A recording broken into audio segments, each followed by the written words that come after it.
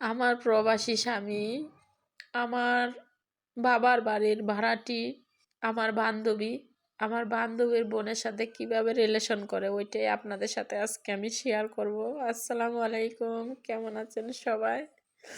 আমি তো দেখতেই পারছেন কেমন আছি, আপনাদের সাথে কেমন ভিডিও নিয়ে আসছি, এরকম ভিডিও নিয়ে আসবো আমি সোশ্যাল মিডিয়ায় কখনো ভাবতে পারিনি। আমার জীবনটা একদম তো সবার কাছে হাত জোর করে বলবো, আমার ভিডিওটা দেখে সবাই শিক্ষে নেবেন যে আর কখনো বান্ধবী করবেন না, এমন বান্ধবী যে বান্ধবী আপনার জীবনের সংসার, সুখের সংসার একদম নষ্ট করে তছনছ করে দেয়। কখনো এরকম বান্ধবী করবেন না, হাত জোর করে বলবো আপনাদের মাঝে আমি। এমন বান্ধবী কেউ করবেন না যে বান্ধবী আপনার সুখের সংসারটা একদম নষ্ট করে দেয়। তো আপনাদের সাথে আমি এই কথাটাই বলবো যে আমার মতো এমন ভুল কেউ করবেন না। আমি হাত জোর করে আপনাদের সাথে বলবো আমার মতো এমন ভুল কেউ করবেন না, যে ভুলে আপনার সুখের সংসারটা একদম তছনছ হয়ে ভেঙে চুরমার হয়ে যায়। আমার মেয়েটার 4 বছর বয়স, আমি আমার বাবার বাড়িতে ছিলাম। তখন আমার স্বামী বিদেশ থেকে আসে আমার বাবার বাড়িতে। আমার বান্ধবী ওইটাও ভাড়া থাকে, তাদের বাড়ি রংপুর। আমি চিনতাম না কখনো, বেশ কয়েক বছর থাকতো আমাকে বাড়িতে, এই বিদায় বান্ধবী। তো যাই হোক, আমার স্বামী বিদেশ থেকে আসছে, আর আমার স্বামীকে দেখলে মনে হয় না এখনো যে আমার স্বামী বিয়ে করছে।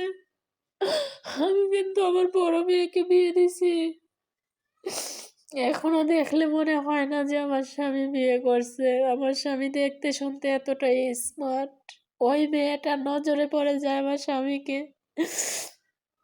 তখন আমার সাথে চলাফেরা করে, আমার সাথে সব কিছু বর্নিং ভালো তার। তখন আমার স্বামীর মোবাইল নাম্বারটা আমার মোবাইল থেকে ওই মেয়েটা নিয়ে যায়। নিয়ে যাওয়ার পর আমার স্বামীকে মিস কল দেয়, ফোন করে কথা বলে। মোবাইল নাম্বারটা বাংলাদেশি নাম্বারটা আর কি, বাংলাদেশে থাকতে এইভাবে কথা বলে। তো আসলে আমি বুঝতে পারি নাই। আর আমার বান্ধবীর রুমের দরজাটা সবসময় আটকানো ছিল, যার যার রুমের ভিতরে দরজা যদি আটকায় রাখে আর যাইয়া ঠেলা ধাক্কা করে দরজা খোলায়, এই জিনিসটা খারাপ দেখায়। তো সেরকমটাই ছিল আমার মাঝে। আর আমার স্বামী বিদেশ থেকে আসছে 4-5 বছর পর, কি জন্য আমি ওইখানে যাবো। তো আমার রান্না বান্নার সুযোগে আমার স্বামীও একটু একটু করে কথা বলতো, আর পরিচয়টাও দিয়েছে আমার বান্ধবী যে আমি শারমিনের বান্ধবী। তো এইভাবে কথা বলে, আমার স্বামীও আমার সাথে শেয়ার করে না, আর ওই আমার বান্ধবীও আমার সাথে শেয়ার করে না। এইভাবে কথা বলতে বলতে আমার স্বামীর ছুটি 5 মাস শেষ হয়ে গেছে। আমার স্বামী যখন সৌদি আরবে গেছে, তখন আমার স্বামীর সাথে প্রতিদিন ওরা 2 বোন কথা বলে। তো আমার বান্ধবী যেটা ছিল ওইটা সব সময় আমার স্বামীর সাথে বাংলাদেশে আসছে সময় দেখা হইতো, কথা হইতো। আমি আর জানতাম না যে ওর বোনরে বিয়ে দেওয়ার জন্য এরকমটাই করে। আর ওই মেয়েটা এতই খারাপ ছিল যে আমার সাথে এমনভাবে চলাফেরা করে আমার স্বামীকে নিয়ে গেল, আমি একটু চোখের পলকে বুঝতে পারিনি যে আমার কলিজার মধ্যে হাত দিতেছে আর আমার সুখের সংসারটা ভেঙে চুরমার করে নষ্ট করে দিতেছে। আমি একটু বুঝতে পারিনি। তখন শুধু মেয়েটাই ছিল, আমার জুনায়েদ হয় নাই। তখন আমার স্বামীর সাথে এভাবে এভাবে করে বিদেশ যাওয়ার পর আমার স্বামী যখন ফোন দিত, ওরা দরজা লাগায় কথা বলতো, ডাকলেও আমি দরজা খুলতো না, কিন্তু আমার স্বামীর সাথে ওরা মোবাইলে কথা বলে আর আমি জানতাম না। তো এইভাবে এভাবে কথা বলতে বলতে একদম গভীর হয়ে যায়, আমার স্বামী আমারে আর ফোন করে না। তখন আমি কান্নায় ভেঙে পড়ি যে আমার স্বামী আমার মোবাইলে ফোন করে না। আমার একটা মেয়ে আছে, আমার মেয়ের সাথে কথা বলে না, আমার সাথে কথা বলে না। তখন ওই মুহূর্তে আমার বাবা মা বেঁচে ছিল দুনিয়ায়, এখন তো আমার বাবা মাও নাই। তো আমার মা আমাকে অনেক বুঝাইতো যে মা, ভাগ্য যা আছে তাই হইব, কিন্তু আমি মেনে নিতে পারিনি যে আমার স্বামী আরেকটা মেয়ের সাথে সম্পর্ক করে আমি এটা মেনে নিতে পারি না, কখনো পারি না, আজও আমি পারি না যে আমার স্বামী অন্য একটা মেয়ের সাথে সম্পর্ক করে।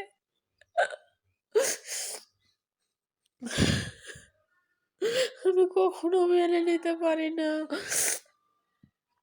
আমার এতটাই কষ্ট লাগে, আমার মনে হয় যে আমার কষ্টের বোঝা অনেক ওজন, আমি আলগাতে পারি না। আমার অনেকটাই কষ্ট লাগে, আমি কি করে সামনের পথগুলা পাড়ি দিব, আমি সহ্য করতে পারি না। আমার অনেকটাই কষ্ট হয়, আমি এই কষ্ট করে কতদিন চলবো? আমার স্বামীর ভাগ তো আমি দিতে চাই না, আমার স্বামীর ভাগ আমি কাউকে দিতে চাই না, আমি মরে গেলেও পারবো না ভাগ দিতে, কিন্তু আমার স্বামীর ভাগ তো কি করে নিল আমি মানতে পারি না কিছুতেই। তখন আমার স্বামী ওদের সাথে কথা বলতে বলতে এক পর্যায়ে আমার ফোন দেওয়া বন্ধ করে দেয়, ওইখানে কথা বলে। রাত্রির বেলা হলে আমি ঘুমাইতে পারি না, দিনের বেলা আমি হাঁটা চলা করতে পারি না, আমার মনে হয় যে আমার জীবন থেকে কি হারিয়ে গেছে আর আমার জীবনটা কি থেকে কি হইতেছে। আমি কখনো কোনোদিন চিন্তা টেনশন বুঝতাম না, হাত পা কামড়ানি বুঝতাম না, মাথা ব্যথা বুঝতাম না, টেনশন কারে বলে সেটা আমি বুঝতাম না। এইভাবে আমার জীবন চলতো। আর এখন আমি সত্যি কথা বলতে, যখন থেকে আমার স্বামী আমার বান্ধবীর বোনের প্রেমে জড়িয়ে পড়ে, তখন থেকে আমি চিন্তা টেনশন খাওয়া দাওয়া ঘুম আমার খুব বেশি কম হয়। আর আরেকটা কথা বলতে চাই, এরকম বান্ধবী যে কারো জীবনে না আসে যে জীবনটাই তছনছ করে শেষ করে দেয়, আমার জীবনে এমন বান্ধবী আসছে। আর যে বান্ধবী আমার স্বামীকে নিয়ে এতটাই খেলামেলা করতেছে, তবে দুই পক্ষই রাজি ছিল, এই জন্যই আরো খেলামেলা করতে পারতাছে। আর আমার স্বামী আমার বান্ধবীর প্রেমে পড়ে আমাকে অনেকটা অবহেলা দিছে, আমি বলতে চাই না, তারপরেও বলবো। আর দেখেন, আমার স্বামী আমার কাছ থেকে এইভাবে বঞ্চিত হওয়ার কারণে কিন্তু আমি অনেকটাই ভেঙে পড়ি। আর এই ভেঙে পড়ার কারণে কিন্তু আমার হার্টের সমস্যা হয়, আমার দুই পা ব্যথা করে। আমি মানুষটা এত বড় দেখতেছেন সত্যি, কিন্তু আমার ভিতরে কিচ্ছু নাই, দুঃখ আর কষ্ট ছাড়া। আর কিভাবে আমি সামনের পথগুলা পাড়ি দিব, কিভাবে কি করব? ওর প্রেমে পড়ে যাইয়া আমারে অনেক কষ্ট দিতেছে, এবং কি ফোন দেয়, কিছুদিন পর পর ফোন দেয়, আবার কখনো কখনো 10 দিন 15 দিন 1 সপ্তাহ এরকম হয়ে যায়, ফোন দিতে চায় না। তারপর আমি ফোন দেই, আমার মেয়েরে দিয়ে ফোন দেওয়াই, আমার ছেলে ভয়েস করে ফোন দেয়। যাই হোক, অনেকটাই কষ্টে আছি, এই জন্য আপনাদের সাথে একটু শেয়ার করলাম আমার জীবনে কি ঘটেছিল আর কিভাবে আমার স্বামীর প্রেমের কাহিনীটাও হয়। আমি এই কথাটা শেয়ার করছি কারণ আমি যে কষ্টটা পাইছি বান্ধবী করে, ওই বান্ধবী আমার স্বামীকে কেড়ে নিয়ে গেল, আমার সুখ কেড়ে নিয়ে গেল। যাতে করে আমার এই কষ্টের কথা শুনে আপনারা কেউ জীবনে বান্ধবী গড়ে না আনেন, বান্ধবী না করেন। বাড়ির ভাড়াটি, আমার বাবার বাড়ির ভাড়াটি, আমার বাবার বাড়ির ভাড়াটি সে ভাড়াটির মতোই থাকতো, আমি কি জন্য আবার বান্ধবী করতে গেছিলাম? রাস্তার মানুষ যদি কখনো হাতে তুলে নিয়ে আসে, তাইলে দেখবেন মনে করে হাতে তুলে যে মেয়েটা আনে তার সংসারটাই ওই মেয়েটার হয়ে যায়। ভাগ্য যদি খারাপ হয়, সে আমার বাবার বাড়িতে ভাড়া থাকলো, আমার ঘরে খাইলো, আমার ঘরে ঘুমাইলো, লাস্টে আমার স্বামীরে নিয়ে গেল। আসলে সত্যি কথা বলবো, আমি কখনো এরকমটা ভাবছিলাম না, এবং কি আমার মনে এরকমটা ছিল না। আমার সুখের ঘরে যে এমন দুঃখের আগুন দিব, এমন কষ্ট দিব, আমি কখনো ভাবি নাই। এখন আমি আপনাদের কাছে এটাই বলবো যে কোনো দিন বান্ধবী করে বান্ধবী ঘরে আনবেন না। আর বান্ধবী কিন্তু সবই যে খারাপ হয় এটাও কোনো কথা না, আবার বান্ধবী যে সবই ভালো হয় এটাও কথা না। আমি আমার জীবনে বান্ধবী করে জীবনটাকে শেষ করে দিলাম। যে বান্ধবী আমার স্বামীকে নিয়ে গেল, আর যে আমার বান্ধবী কিভাবে পারলো যে আমার সোনার একটা সংসার এভাবে শেষ করে দিতে। আমি কখনো ভাবতে পারি না যে আমার সংসারটা এত মানে কষ্ট জ্বালা যন্ত্রণা এই মুহূর্তে আমি ফেস করতে হইব।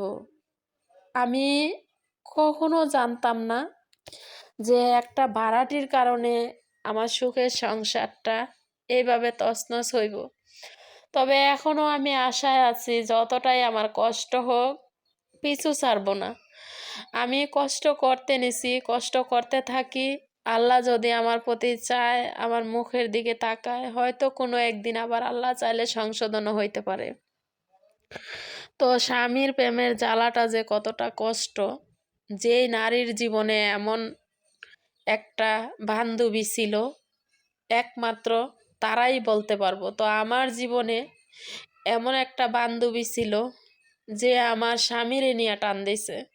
আমি কখনো জানতাম না যে আমার বান্ধবী আমার স্বামীরে এইভাবে আমার কাছ থেকে কেড়ে নিব, কখনো আমি জানতাম না।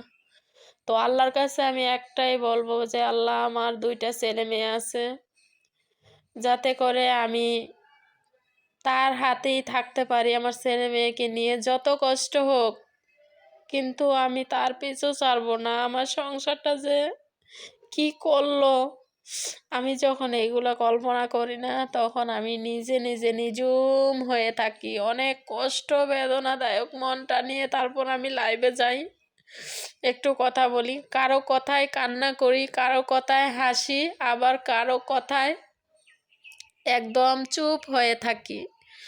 তো যাই হোক, এই জন্য আমি লাইভে যাই, যাই আপনাদের সাথে একটু কথা বলি। তো আপনাদেরকে আমি অনুরোধ করে এটাই বলবো, জীবনে কোনো দিন বান্ধবী করবেন না আমার মতো এমন বান্ধবী।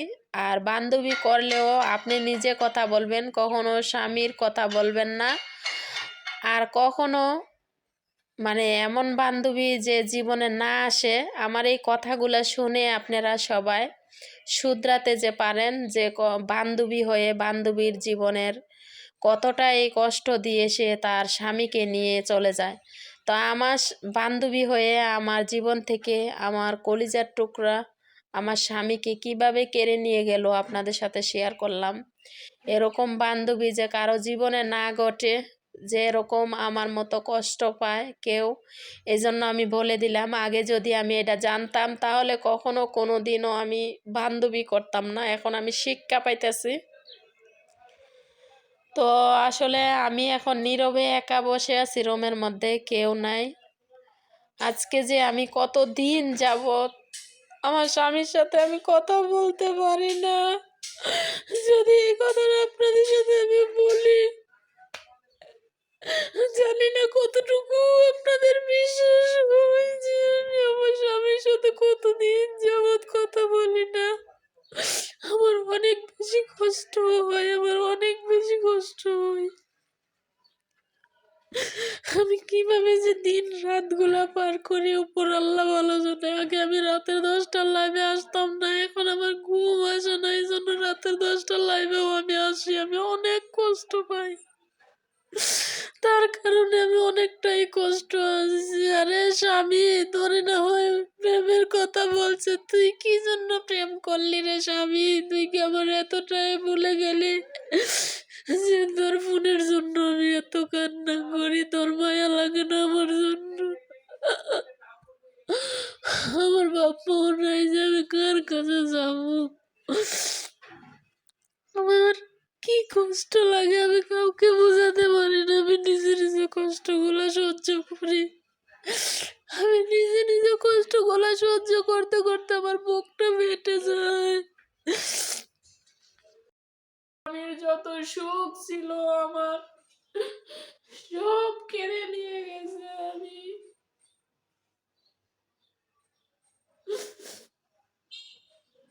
অনেক কষ্ট কষ্ট হয় আমার আপনাদের সাথে কথাটা শেয়ার করতে, কেননা সে আমার 2টা বাচ্চা মা।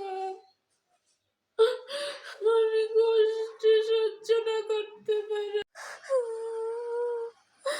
না দেয় টাকা পয়সা, না দেয় আমার ফোন। আমি আমার ছেলেকে নিয়ে কিভাবে আছি একমাত্র উপর আল্লাহ ছাড়া কেউ জানে না। আমাদের কোনো টেনশনই করে না, হ্যাঁ, যে আমরা কেমন আছি, কি খাই, কি করি, ঘরে কি আছে কি নাই।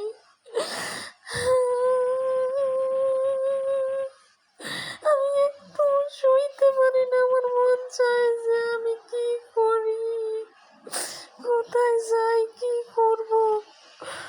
অনেক কষ্টের পর আপনাদের সাথে সরাসরি